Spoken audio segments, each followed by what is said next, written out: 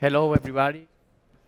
Ignacio Mat Santos, and it's my pleasure to be the anchor person of this session. Also, I have the pleasure to have as discussants Marco De Carlo, Filippo Pensotti, Wojtek Wojciechowski, and Luis Nombela Franco. We are going to have certain objectives for your audience. I hope we will meet them. If we can go to the slides, please. So the principal learning points will be to understand this technology, understand the particular features of this technology, including the stability that it provides and the automatic release. And also we will have a glimpse to the new automatic and robotic assisted procedures that are starting to be developed worldwide. I think it's going to be a very interesting session. We are going to have fun. And with that, we are going to start with the live case. It's a recorded case.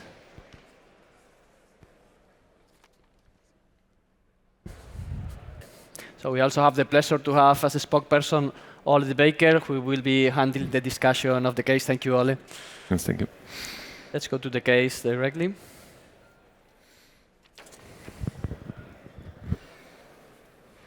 Hello, everybody. I am Ignacio Mat Santos from the University Clinic Hospital of Valladolid, and it's our pleasure to say this live in a box case with the VitaFlow Liberty device. I will give the word to the first operator, who is my senior fellow, Filippo Pensotti. Filippo, whenever you want. Thank you so much, Nacho, for the kind introduction. First and foremost, I would like to introduce the rest of the team, which is composed to our nurse Alba, best of her class, Nerea, and Nieves as well. In our setting, we do not have an anesthesiologist because we are minimalistic in our TAVI practice. Today's case is about an 84-year-old woman, hypertension, type 2 diabetes mellitus, without any previous cardiovascular history, which has developed throughout the years severe aortic stenosis, high flow, high gradient aortic stenosis with 42 millimeters of mercury of mean gradient. In terms of EKG, she has sinus rhythm with normal PR and normal QRS. Nothing relevant in terms of lab tests, 14.1 of hemoglobin, 0.78 creatinine. And so we did perform, of course, an echocardiographic assessment to establish the severity of our aortic stenosis. As you can see, there is not much regurgitation associated with the stenosis, with, again, a mean gradient of 41 millimeters of mercury. After that, she underwent a CT scan in order to plan the procedure accurately. Mean perimeter 64.8 with a minimum annulus diameter of 16.6, maximum 23.6, meaning a small annulus which fits in a 24 size of VitaFlow Liberty valve. Sinuses of Valsalva are quite permissive, meaning especially the left one 28, the right one 26.2, and the non-coronary 26.1. Coronary height is permissive as well, 13.3 left main, 16 RCA. Calcification are non-negligible, I would say, especially on the free margin of the leaflets of non-coronary cusp and the left coronary cusp. We have our 3 cusp and a cusp overlap. Of course, we will implant our valve in a cusp overlap projection. And then in terms of femoral, the diameters and calibers are quite permissive without any major calcification in the femoral and external iliac part, but significant, at least parietal calcification of the common iliac arteries.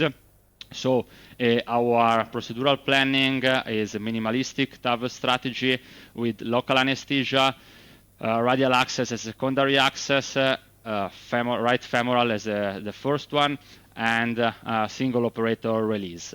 Of course, as I said before, 64.8 millimeters of perimeter, which fits again in 24 millimeters VitaFlow Liberty TAVR. Thank you. So thank you very much, Philip. So any comments on the strategy, guys? What do you think, Ole? The strategy, or which, yeah, I mean, look, this is an 84-year-old lady, yes. So no doubt for me, TAVI, of course, she presents with a clear severe aortic stenosis, mean greater than above 40. Her anatomy, tricuspid, good, moderate to severely calcified. I think, in a way, she could be suitable for almost any prosthesis, except for she has a small annuli. Yeah, annulus. So she falls in a small annuli cohort. So I would indeed want to give her a prosthesis which gives good hemodynamics. Yes, that would be my preference. Then you come typically with the self-expanding platforms we have these days. And then I think it's preference of the operator as well. I mean, good access. So for access, you can go with any device as well. So that's how I look to this case. So not too many limitations, I think. Yeah. So I don't know what the others think. Marco, how do you look to this case? I agree. It's a case that can be amenable to almost all technologies available.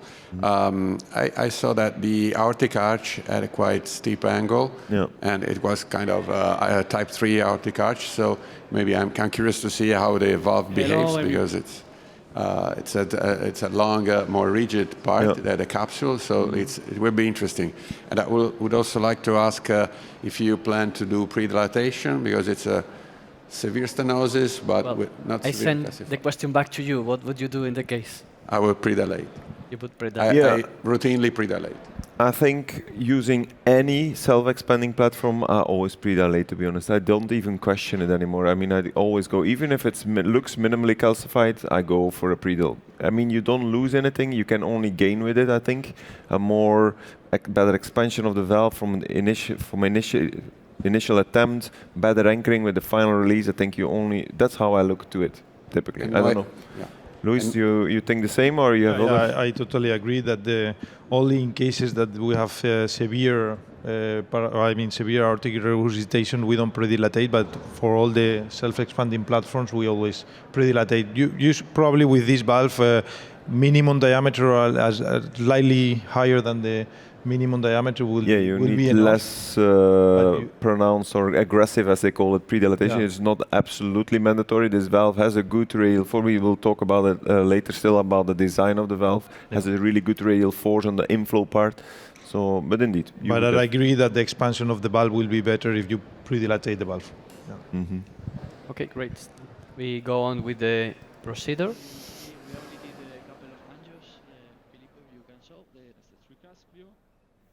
So we can see a nodule in the non-coronary sinus. We can see also where the valve is opening to cross, and the two-cast view.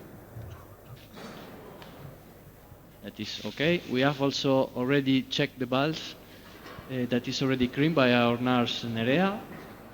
Can you show the creamed valve, please? Yeah. That's it. We saw that there were no issues. As you can see, Filippo here, who is my fellow, is doing the procedure as single operator, and I'm there as bailout. As bailout. We don't know yet if I will need to jump in or not. A good safety net, huh? You're the bailout doctor. Yeah. You can feel the pressure of Ignacio behind you. Yeah, I couldn't ask any better. You can see also that the pressure is not brilliant. We have started noradrenaline from the beginning at low dose. And we said we don't have anesthesiologists usually in the lab, unless it's a complex case that we anticipate higher risks. And you also see it's very calcified leaflets. Is very good. This case. Yeah, Thank you. It's not recorded. A small calcified valve like this also pre-dilating avoids hypertension when you cross the valve with prosthesis. Just to it's actually a valve that has higher radial force than other self-expandable, so the discussion on predilation or no is worth. In general, I agree with you. We are better predilating, but if for any reason you don't want to, I think it's a good alternative. Yeah. But with this amount of calcium I see on the fluoro, I would personally definitely predilate, I would say. Even with this device, I agree. It's a fantastic, nice radial force they have on the inflow part, which allows you a good expansion typically always, and then even a very high implant. But yeah. So for this type of angulated aortic arc, would you consider using the other wire than the workhorse wire like Safari, something more stiff, less stiff? What's your approach? Yeah, actually, if the arch, especially if the ascending aorta is very short, more than the angle, it might make sense.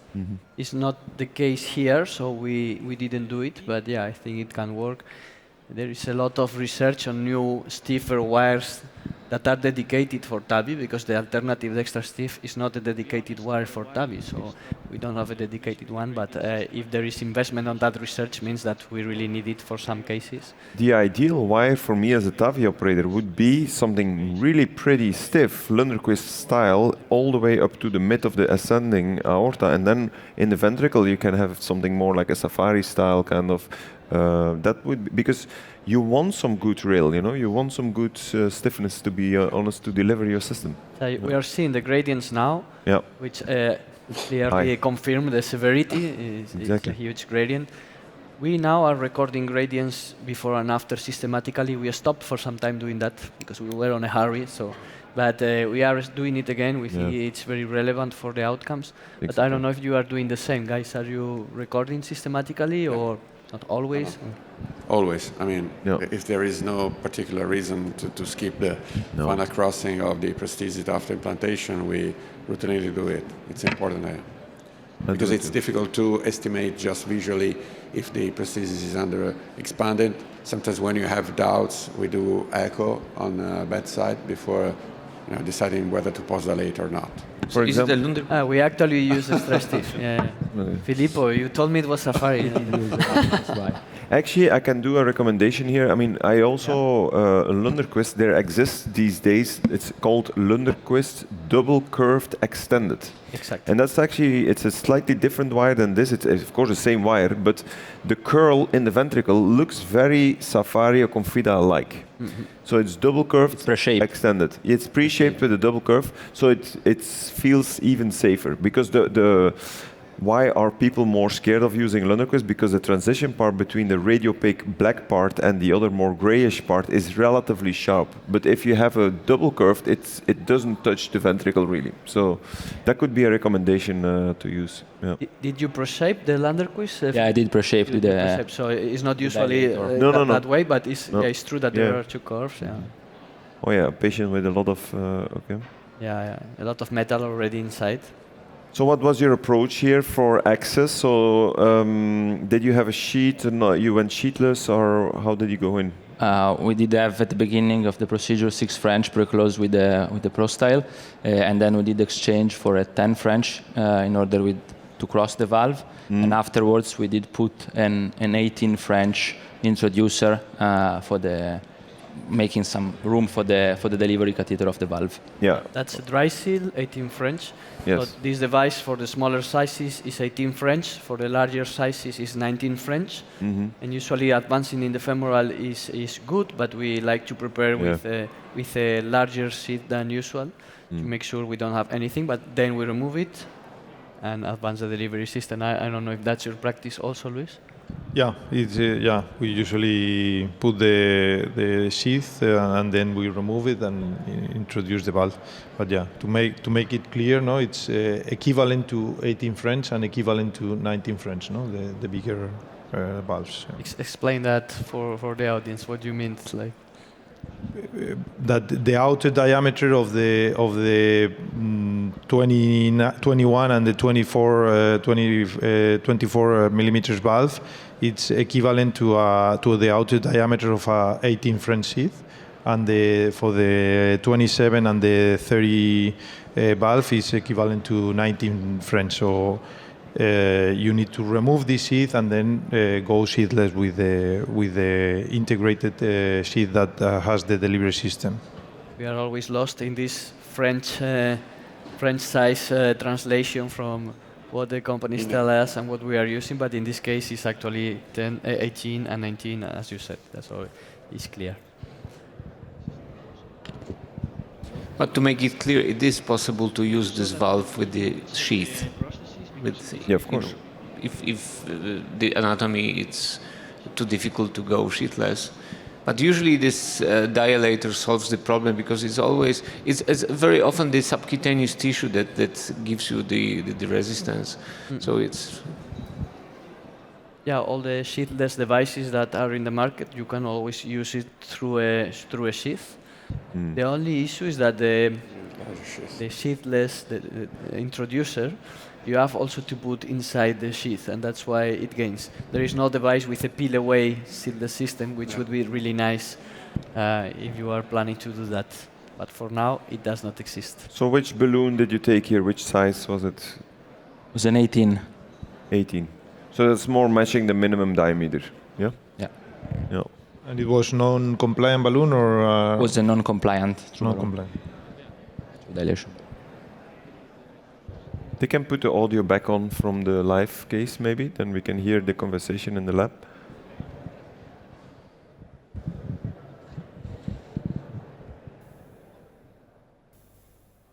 Yeah, you have your pacing here. 120. As you can see, we are pacing over the wire. Yeah, you don't have perfect capture yet, but... No, not yet. Vale. Balón Yeah, arriba. now it's coming. Arriba. Yeah. Balón abajo. Yeah. Balón down. Balloon down. Pace off. Alright. Okay. That was very smooth. I gave the Now, orders with to this do one, it's something very in the lab important to do the empty because several Filippo was times doing to everything. So. close the introducer sheath properly.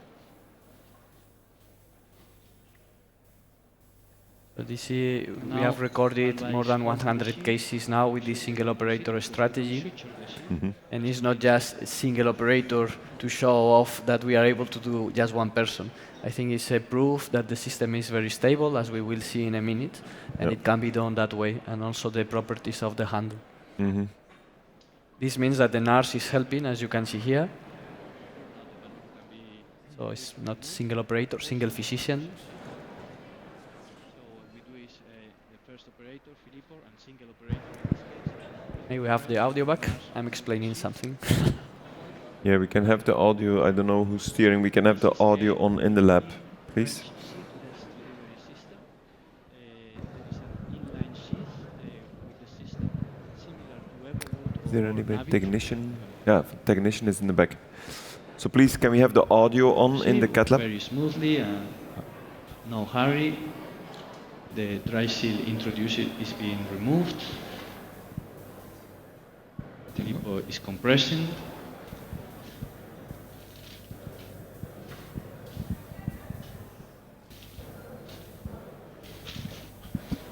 So your And dry now seal sheet Alba came will out. put the Yeah. delivery system Yeah. on the sheath. So first of all, Filippo is going to check that the tip of the delivery system goes in correctly in the common femoral artery, and immediately we will check that the Landerquist is in the right position in the LV. Once the sheath is inside the femoral, we focus on the ventricle. Yeah. Remember, this is an extra stiff wire, so we have to keep an eye on that.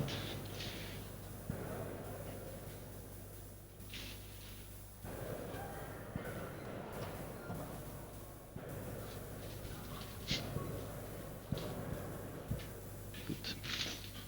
So now you see the inline sheath. Alba, our nurse, will be holding the wire, and Filippo is going in the femoral. Good. I think we can go. Okay, let's have a look at the LV. So I think we have to be Yeah, fair and okay. say you Let's need say, normal, I think it's good better- access, yes, for If the it goes valve. I very mean, smoothly, I think we minimum can stay 5.5, 6 here. millimeter Yeah, because preferably, it's not yes. so far, it's Landerquist, so I think that's what I do, yes, in my patient selection. I think the valve itself is extremely versatile. You can treat from very small to very big, from minimal calcified to pure ER to extremely calcified. So there you're extremely versatile. On the access, that's maybe the only limitation I see for the valve is that those with bad or poor access is typically not my first choice, I would say. Yeah. Yeah, adverse access. We normally put our threshold in 6 millimeter for this device, and if it's too tortuous or too calcified, we don't use Yeah. this device, or we use with a sheath if that's. Yes. Yeah. off button is what we can use there to activate the robotic release, the automatic release. If for any reason there is no battery or we cannot do the robotic release, which has never happened, we must keep it off, and then we use this torque that we can see at the end, and we could release manually also as usual. But here, if we do on, not yet, and then we can use these two buttons. The blue one is for the release, the white one is for recapturing. So whenever you want. Okay, let's cross the arch. I think it was a good decision. You had the Lundquist here. It was well remarked from Marco. The arch was a little steeper, so I think you did a good job there to choose that Lundquist. Okay, very smooth. Yeah, I think it was Filippo who decided that. So That was thank it. you, Filippo. You have a clever fellow. Yeah. Thank you. Okay.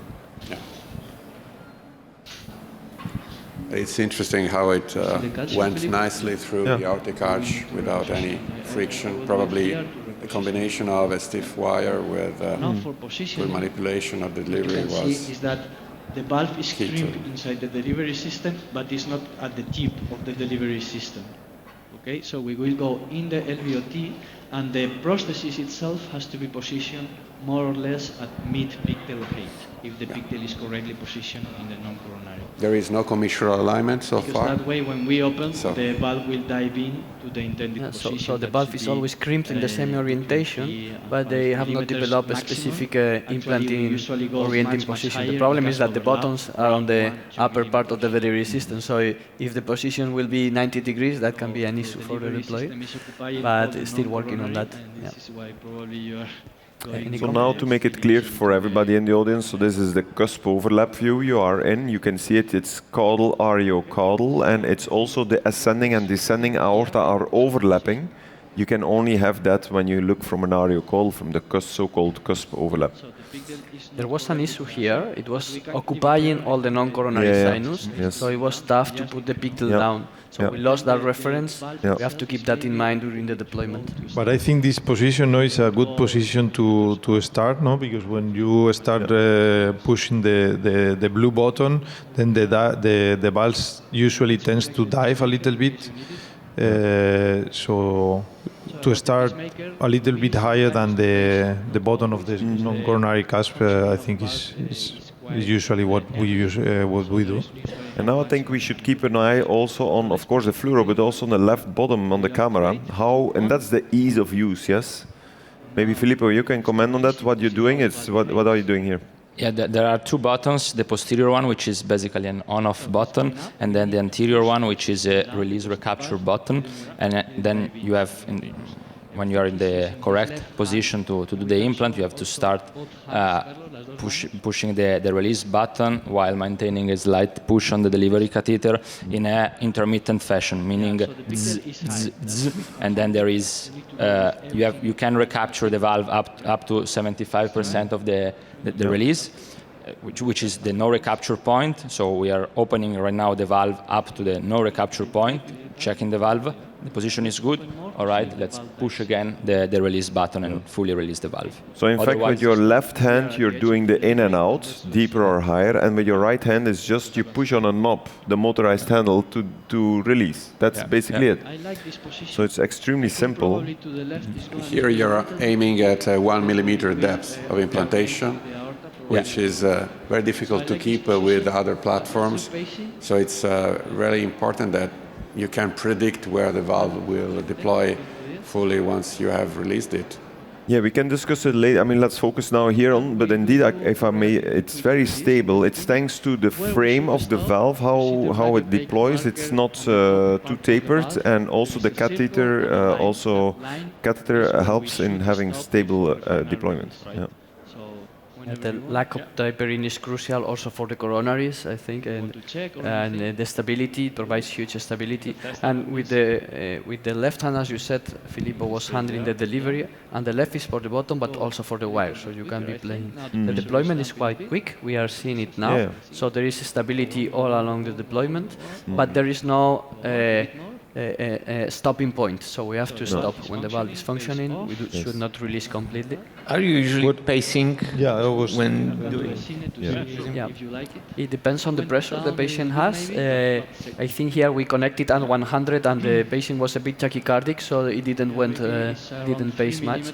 So this is, we are going to stop here, see this image, and what do we do here, guys? We do another projection to see what's the depth in the left lateral, because sometimes it's really higher than we think. Also, there is some parallax. Yeah. So I would use another projection. So correct the parallax in another projection. Something else we need to know here before final release. what would you change? What are your opinions? You cannot say it, Filippo, because you did the case. So.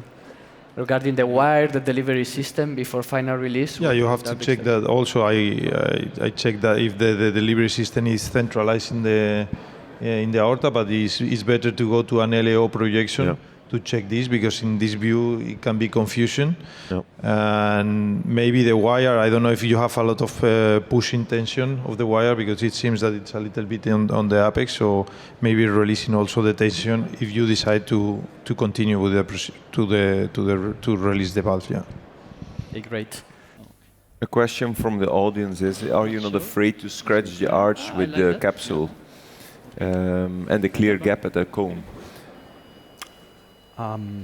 Looks good. No more than now, with other self-expandable devices. But we have to remove all the tensions towards the aorta. I think it was indeed a good choice to use Lundquist in this particular case, but no, indeed, I also don't have any further. It feels actually the surface feels extremely smooth, yes, with on the device. The parallax was corrected, and now I think Filippo is removing the wire bit, as Luis mentioned. And just pushing gently the delivery system to get closer to the outer curve. It's a matter of feeling the pushing, just that. Look, Okay, so I mean, now I didn't know, I didn't do the case myself, but I would even in this particular case, in this particular depth, working with this device, I would have kept the wire there if there wouldn't be too excessive push on it, because I mean, this valve is sitting relatively at 2 to 3, good strong device, pretty oversized for this anatomy. I would never fear for a pop-up in this device, so I would even have kept probably my wire, I think.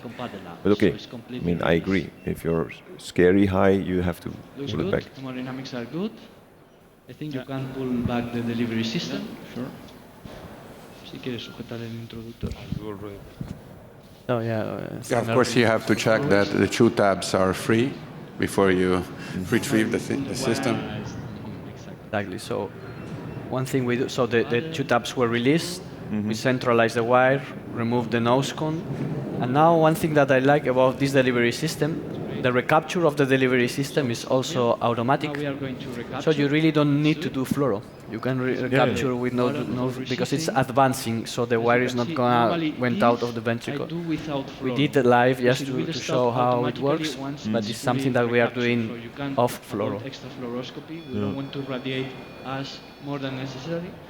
But here, just to show you, we are doing under fluoro, and you see the nose cone coming. So the delivery catheter is going up. So in this step, the wire will never go out. But what it shows also at the final release, you didn't see any movement of the valve. Yes, that's also real typical. I mean, this valve never really, in my hands, goes down or up. It stays there. And that's because of the radial forces of this valve. You see that the nitinol network is also the most dense on the inflow, and it's much lighter on the outflow. That's actually a smart design, I think, because they have the most higher radial force on the inflow, where you anchor, and then you don't want a lot of metal in the outflow for your coronary access. Yes? So in that sense, it's a smart design. I think the key is the initial good positioning. And from there, you are safe all along the procedure, and also hemodynamics are good. So, yeah, it's no bleeding. Perfect. Right. So now we remove the delivery system and we advance the. Keep in these small anatomies. Well, probably the valve is not going to affect. But do you keep the pigtail always in these small anatomies in place? Yeah, we're trying to keep it in place till the end of the implant, and removing it with a standard J wire. There's a question from the audience. Yes, indeed, that's a mistake from us. Is the valve intra or supraannular leaflet position? We didn't explain that too good. So somebody who wants to talk about that? I think you might show later some of the features. But you can already give the answer. Yes. Yeah, it's a I can, yeah? It's a supraannular device, and this is why we chose in this particular anatomy. I think small anatomies might benefit from supraannular devices in terms of hemodynamic. Indeed, we will check at the end of the procedure, and it will look good. So indeed, it is supraannular leaflet position, but the skirt up to the bottom of from the inflow to the bottom of the cusp, so that skirt there is only 10 to 11 millimeter. Whereas if you compare them, for example, for Evolut, it's 13 millimeters. So it's just 3 millimeters shorter, which is a great thing in a way, because you want the benefits of a hemodynamic superior valve, which they have, but you don't want the leaflets too high neither. Another important issue when we are thinking of potential TAVI in the future is that they already have more than 9 years of follow-up of patients implanted in China. So this, the hemodynamics appear very stable throughout 9 years of follow-up. So this is also important because, of course, in a small annulus like this, you might be scared of a second intervention if the valve life is short. So far we have reassuring data about the durability of these prostheses. So for now, in this case, we see the hemodynamics were excellent. Yeah. We see that the QRS might be a little bit wider, but no pacemaker. And there is only the final angio to show that we are going to show in a minute. So this could be I think I will advance just a tiny little bit. Second operator, but there were no cases where the issue was related to the valve, meaning valve embolization or annular rupture to a annular leak. Well, Patent coronaries, well expanded, no gradient. Now yes, we are ready to close. It's very nice. Already. Okay, So what about the final depth, guys? It's excellent. I mean, you have a 2 millimeter depth, you have no leak, and that's also what you typically see. As if you implant the valve correctly in a correct depth, you never have any PVL, and also really no. I mean, like even not mild typically. So it's repetitively executable, I would say. You even by chance had commissural alignment. Yeah. So your fellow is really good. So in your experience, I had only once to post-dilate this valve, but usually it has enough radial strength, so after pre-dilation you don't need a lot of radial. I mean, I use this valve also a lot in bicuspids, excessively calcified bicuspids, and then sometimes I still post-dilate, to be honest, but yeah. Yeah, probably that's a setting with large experience, because as the companies from China, they did a lot of bicuspid cases. And in bicuspid, very often the calcium and the eccentricity is an issue for self-expandable. So we tend to go more with balloon expandable, but balloon expandable can have risk in eccentric calcium in some settings. And I think this valve plays a particularly interesting role in these bicuspid patients. So we check by echo the femoral. I skipped that part because we are a little bit late. But let's address a couple of questions here. There comes in some questions from the audience. Should we do that? We have the time also. Yeah. Here, first, somebody who challenges you on the single operator, he says it's not truly single operator, you need an extra pair of hands. What do you say? Well, in just a small passage of the procedure, of course, yes. Yeah. But the implant is made entirely by a single operator, and so. So I think it's worth mentioning, because it's not for the sake of showing that you can do like a one-person procedure, but I think I wanted to ask both of you if it makes training of the fellows easier, because as a fellow probably you feel more independent. You still have your supervisor, available in case. But if he's not with you at the table, maybe the training would be more efficient. How do you feel about it? So and so, it depends. I mean, I learned TAVI the old way with the senior staff just beside me, and I found at the same time comfortable and stimulating. So I didn't find any particular difference doing it all alone with Ignacio behind me, but could be for some people, yeah.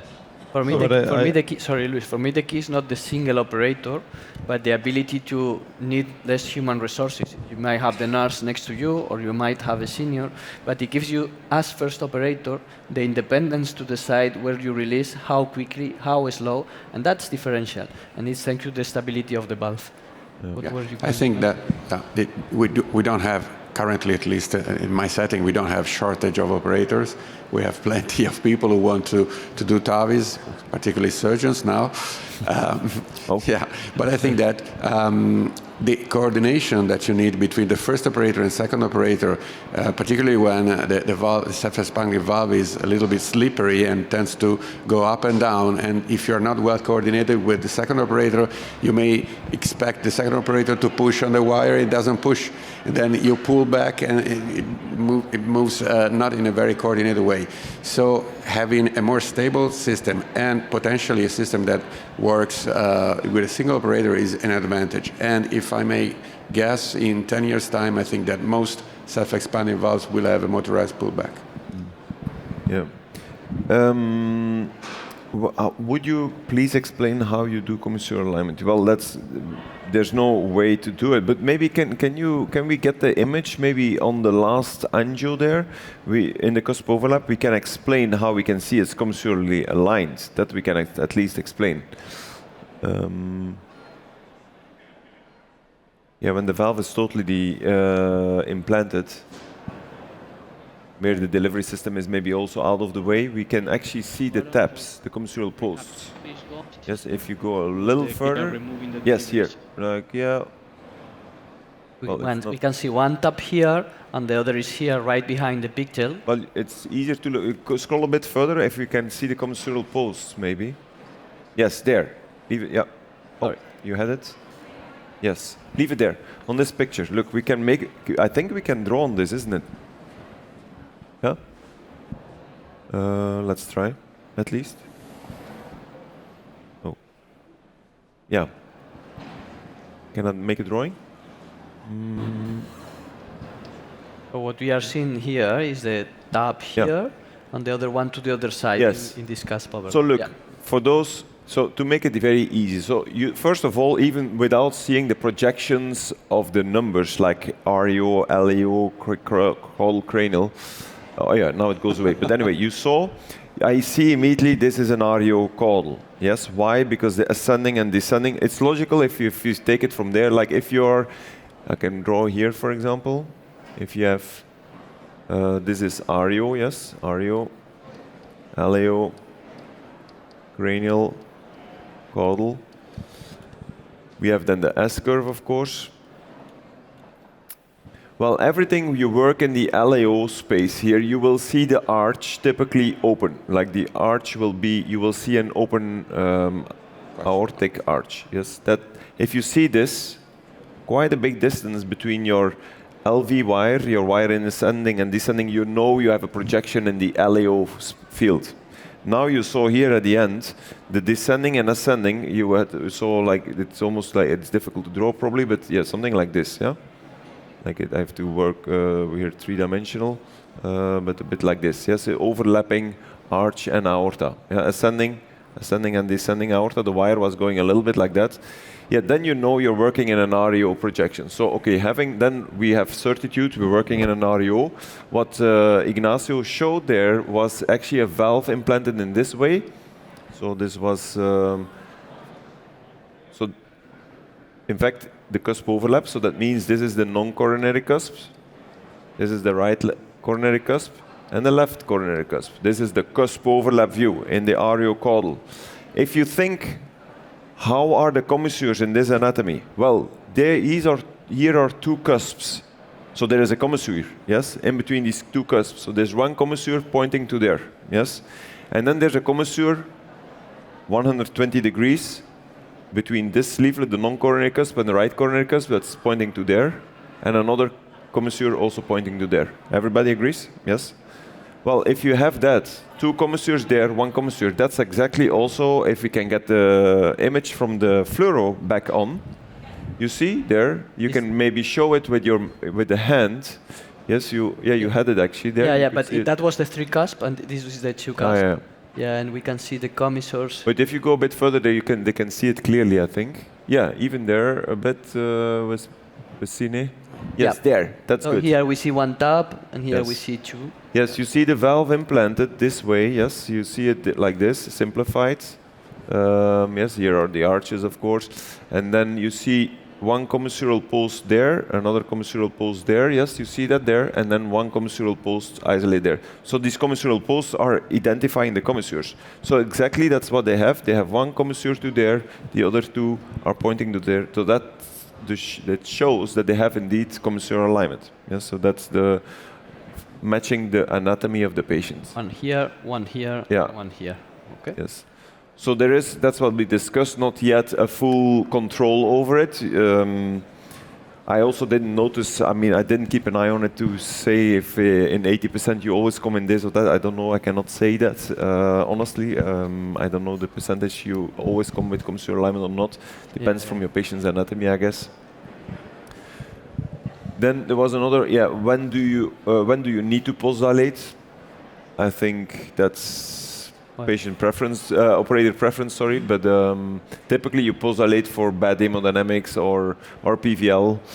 Bad hemodynamics and PVL, and since accurate experience, right now we are looking more at valve expansion than before. Yeah, in bicuspid cases, we also check the degree of expansion into views. That's very important. I think it's important in all the anatomies, not only in bicuspid. Yes. And that could be a reason, but here it was not necessary. And I think in the manuscript we are preparing with the single operator experience, the rate was very low. Yeah, the post-dilation was around 10 to 15%. Yeah. And then another question, we've had issues, somebody writes, of too much movement of the valve in valve scenarios with significant leak, significant AR. So indeed, I can comment on that, but maybe some of you want to comment on that, what to do against that. If you do a valve, and especially then within a self-expanding technology, what's the trick? What do you do? Do you do something special? You mean for the movement? We usually pace a little bit, and when it contacts, then you can stop. And when you are assessing the depth of the device, you can you stop pacing there. But well, indeed. Look, I mean, if you have a severe AR, the beat of flow that goes over the aortic valve always is higher. Yes, so it's logical that in a way you can have more movement of the valve. So what I do with any self-expanding platform, regardless of whether it is this one or another one, if you go across, then and if you already see it rocking in that ring, the surgical ring there, then you can already start immediately giving. I give 120 pacing as baseline. Typically, a patient keeps that very stable. And I honestly, if I do a valve, I always, if it's balloon expandable for sure, but if only for my self-expanding device, I pace always 180. It's a good trick. I think it's necessary, especially in the regurgitation failing mode cases. Even then, but even in stenosis, because your prosthesis typically has quicker contact with your valve. So I always give with this valve. Also, by the way, what my implantation strategy is, I don't know. I didn't keep an eye on how much pacing you gave. How much pacing? We did 130 pacing, but just for a few moments. Yeah. Most of the deployment was made without I'm even more pacing. aggressive with my pacing strategy. I typically go, when the valve is in the catheter, you don't give any pacing yet. Then when you see the valve just peeping a little bit out, then I start my pacing 120. I do it because my valve stays a bit more stable. If I give contrast, the contrast keeps on swirling a little bit longer around. It's not with one single heartbeat completely gone. And then when my valve is around 20, then you do your whole focus on depth. You want to be as precise as possible to your 1 millimeter or so, or 1 or 2 millimeter with this valve. And then when it's 20 to 30%, then you know if you go a bit further, the valve really is gone, going open. So then I go typically with 160 pacing even, and that's even 4 or 5 seconds only. All my cases are in local anesthesia. I never really find the patient losing consciousness on that. It's just that short episode. Then I'd like to pace quite high in rate, 160, do the opening, 4 or 5 seconds to 80% of the valve, and then I go down to pacing in 180, stop the pacing, for example. That's what I do typically. I do the same. Just the threshold for pacing is based on the blood pressure of the patient. If the blood pressure is below 60, you can reasonably expect no movement. So we can start at 120 up to 180 according to the level of blood pressure. If systolic remains low, you can. So I think we saw the case first, and we didn't stop properly in all the specificities of this device. But now we have the privilege to have Ole explaining all these features of the device to us. Please, Ole. Yes. No, thank you, Ignacio. So this valve has a couple of a unique aspects as we already discussed before. So what I like a lot about this design is, first of all, I told you already, the more dense nitinol network and the inflow, more open on the outflow, so that makes that it has a good radial force on the inflow and is kind of softer on the outflow. Also, what is smart about this design, I would say, is the tapering of the stent frame. So it's a fixed tapering. I think I show it on the next slide. Maybe not. But then, so there's some prostheses, self-expanding prostheses, have a very tubular stent frame. The problem there sometimes is if you want, you cannot really aim extremely high with these prostheses, because then if there's a lot of under expansion on the inflow, it sits almost ready as a champagne cork to pop up.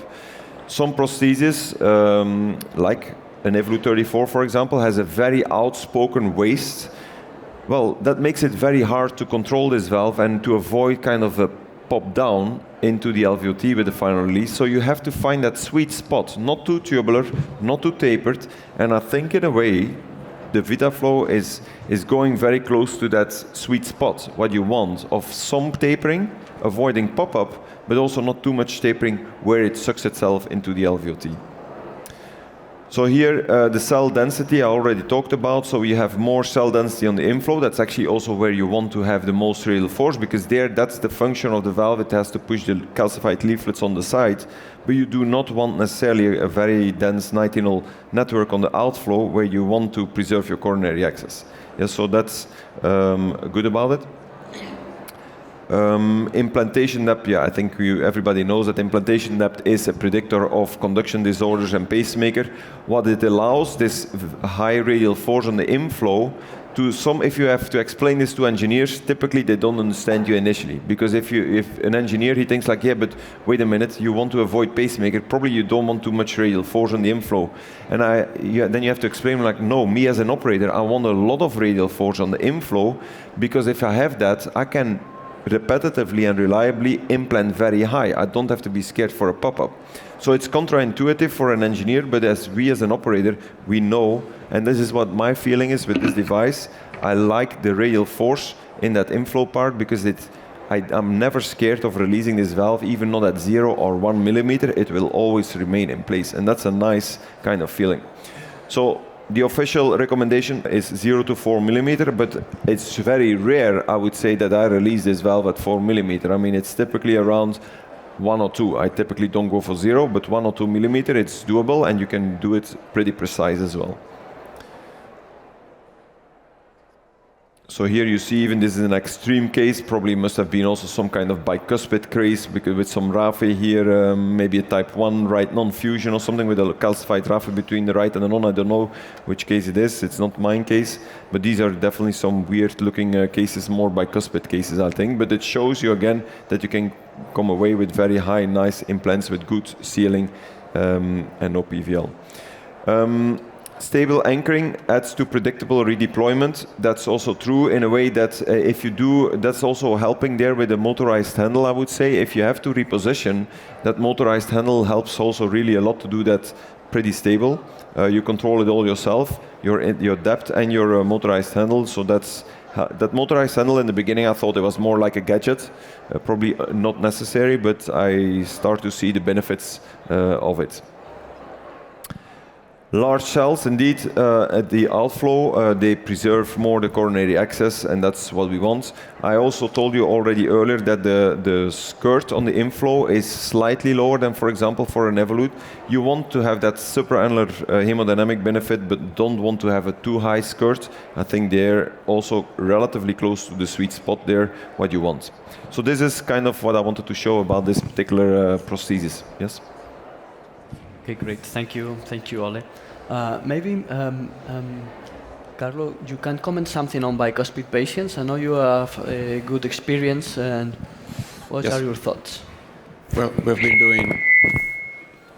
been doing bicuspid patient mostly with self-expanding prosthesis, and so lately we also did a few patients with bicuspid anatomy with VitaFlow, and actually the experience was very favorable because the prosthesis is absolutely stable, and with an adequate pre-dilatation.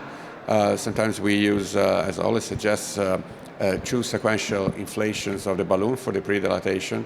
And then in almost all our bicuspid patients, we didn't even need a post-dilatation, which is a quite rare occurrence if you think of other self-expanding prostheses. So yeah, I'm a little bit scared when there is a RAFI to use a balloon expandable valve. This is really operator preference, but if you have to choose a self-expanding because you're scared of potential interference with the aortic root structures and wall, then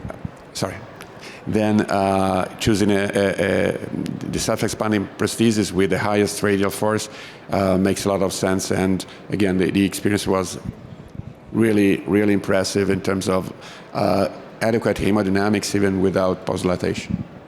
There's a question here also. What are you trying to see in an LAO view? Why do you go there? Like somebody asks. Well, I mean, we do this in all self-expanding valves, and you start in the cast overlap, you adjust the depth, and then you want to go to the LAO to see if you are the height of the left coronary sinus, and also how is your delivery system, if it's centralized or if it's in the outer curve or the outer curve of the aorta or in the inner. So if you are in the inner, you have too many tension, pullback tension, and if you are in the outer, you are pushing a lot the delivery system, so you need to release also the tension because you don't want to go to dive the valve. So, yeah, that's a good point. I think these are both two good points. I can make it. I have limited time, I know, but I want to try to give you this drawing still. Look, when you cross the arch with any TAVI platform, your wire typically sits, if it's a normal anatomy, your wire sits in this commissure between the right and the non, yes, on the outer curvature, yes. So every prosthesis, if you come with let's talk now about the VitaFlow or any other one, it sits also there, yes. You work from an REO view, yes, you work from an REO view. This is FAS, yes, this is REO, this is LAO, yes, I'm the patient in the scanner, yes, this is REO, that's LAO, yes. So if you look from REO, this is indeed the right-left cusp overlap view, and you have your pigtail in the non. That's what you see here. This is the right-left cusp overlap view, you have the pigtail in the non, and the two others are overlapped there, yes? Your system falls into that commissure there. You do all what you can to be as precise as possible here, to be at, for example, 2 millimeter, yes? And so then you do your expansion. If you're in that commissure between the non and the right, you do all your efforts to be as precise as possible at 2 millimeter in relation to the non. You do, in a way, automatically the same effort for the right. Yes, because you're starting that commissure between the two. But then your valve systematically expands. It becomes bigger and bigger. You expand actually towards the left. Yes, the valve is expanding from the non-right commissure towards the left. So when you have that valve hanging on 80%, you're pretty sure about your depth 2 millimeter in relation to the non/right. You still want to find a view where you're really bloody sure that you don't miss the depth on the left side. So what is the best view to do that? Well, then you swing over to on the S curve, you swing over from this quadrant to some LAO view. Yeah, you can do it here, but then typically you go a bit lower to take the parallax out of your valve, and then you end up in this situation, and then you have your valve open, yes, and then this is the perfect. You see your left main also here, so this is the overlap. They're typically not very overlapped because you correct it for the parallax, but anyway, you isolate the hinge point of the left coronary cusp, and then you give contrast and you judge your depth here in relation to your left. So then you're pretty sure about your non/right because of your REO view. Yes, in my REO view, I typically only check for my depth at this side, and then you swing over to the LAO view, and that's very useful, gives you very useful information that you don't miss the left coronary cusp hinge point. Yes, that's the rationale why you start out in an REO and you go over to the LAO to check your depth in the left, and if that all looks good, you go for a slow final deployment. Yes, that was the kind of explanation. Thank you, Ole. That was super clear. I think it was a good point for this device and for many others. And now we are going to have a glimpse to the future through Filippo Pensotti, the next gen of interventional cardiologists. Filippo, when you want. Thank you, Nacho. So how single operator technique and robotic assisted technology could change our TAVI practice? Well, the question should be, what are the main challenges of TAVI in 2025? Well, aside of the procedural issues that we already discussed throughout the Congress, one of the most important things is logistic, meaning that as TAVI demands grows annually worldwide, unfortunately, so does the waiting time for the procedure, and therefore has been associated with an increased risk of heart failure hospitalization and cardiovascular death. Also, from the financial point of view, the delayed TAVR has been associated with an increased cost of the patient for the healthcare system, and therefore represent an increased economical burden for the country. On the other side, as you can see in this survey published from the European Society of Cardiology, the number of procedures per million people is somehow linked to the economical income of the country. And therefore we have a double challenge. In a high-income country, facing the increased waiting time for the procedure, and in the low-income country, the adoption of the procedure, which is, we are not still yet there. So how can robotic could help in achieving, in facing these challenges? Well, let's take a step behind. Since 20 years, we tried to develop some sort of robotic-assisted PCI, but there were important limitations that has never been solved, such as the longer procedure time, the lack of tactile feedback for the operator, and of course, the increased cost, and more importantly, the impossibility to perform the procedure within complex coronary anatomies. And therefore, the characteristic of the robotic-assisted technology and the autonomy of the machine themselves have been defined by this review published on neurointervention previously this year, in which they range the anatomy of the robot from level 0, meaning no autonomy, and so a robotic-assisted procedure, to level 4 and 5, meaning high and full autonomy. Right now, where are we? Well, somewhere between level 0 and level 1, meaning that the robot is capable of achieving just simple tasks while interacting with the operator when it faces some difficulties. And then, although the possibility to perform TAVI comfortably sitting outside the cath lab is an attractive option, we have to face the reality. Where are we? Well, this year has been published last month a paper about this experiment that was carried out in France in the last couple of years, in which they developed a Phantom with the robotic-assisted technology maneuvered through a joypad.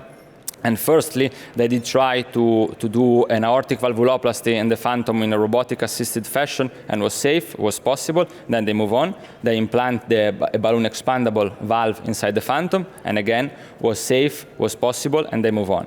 Last year, they did an implant, as you can see on the right side of the slide, in a pig with a balloon expandable valve, with a robotic-assisted technology standing in a room aside of the cath lab, and again, was possible, was safe, and was successful.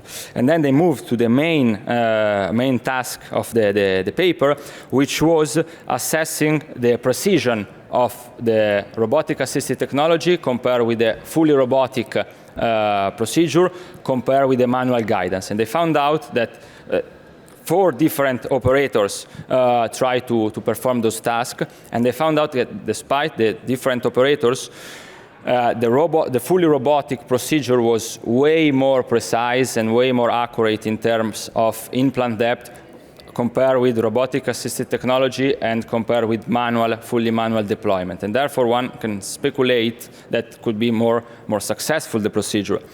In the meantime, in China, previously this year, they were able to perform the first ever in human fully robotic-assisted TAVR procedure with a React tactile TAVR system, which was engaged manually to the delivery catheter of their self-expanding platform, and then was maneuvered outside the cath lab with the joypad, with the console, and they were able to achieve a successful procedure also at follow-up, as you can see on the right side of the slide. And therefore, we have to keep in mind that logistics and economics are still one of the most important issues in TAVI in 2025. The ability of performing TAVR with a single operator or robotic-assisted technology could switch a bit the procedure toward the more, let's say, PCI-like procedure. But in order to be globally adopted, these technologies have to learn from the pitfalls and the failures of the past, meaning the robotic PCI. Thank you. Thank you, Filippo. I think we came with that. Thank you for the great talk. I think with that we also came to this end of this session. I think in this session we wanted to show you how new devices can potentially bring us to a further breakthrough, I would say, in optimizing these procedures. This valve, in the case as you showed, has a great performance. But even I have to say, as your last talk was, I think in the beginning I was also a little bit skeptical about the motorized handle. I was like, yeah, do we really need it? But actually having it, you start to love it and you see the benefits of it. And I think maybe this all sounds very futuristic, but that's the same with when they were having horses and cars still, went to cars, and then they were talking about self-driving cars. And look, everybody thought like, yeah, that sounds crazy. Why do we need it? And is it going to be safe? Now these days in San Francisco, and so they're driving self-driving cars. So I think this is only the beginning of structural heart disease interventions. Definitely even also for more complex cases like microtricuspid multimodality, imaging, integrations, and so I think we're only at the beginning of all this more kind of robotic or robotic assisted or AI-driven structural heart disease interventions or care. So with that, I want to complete this, not procedure, but this session. I want to thank all the panelists and you as an audience to come to this session. So thank you. Thank you.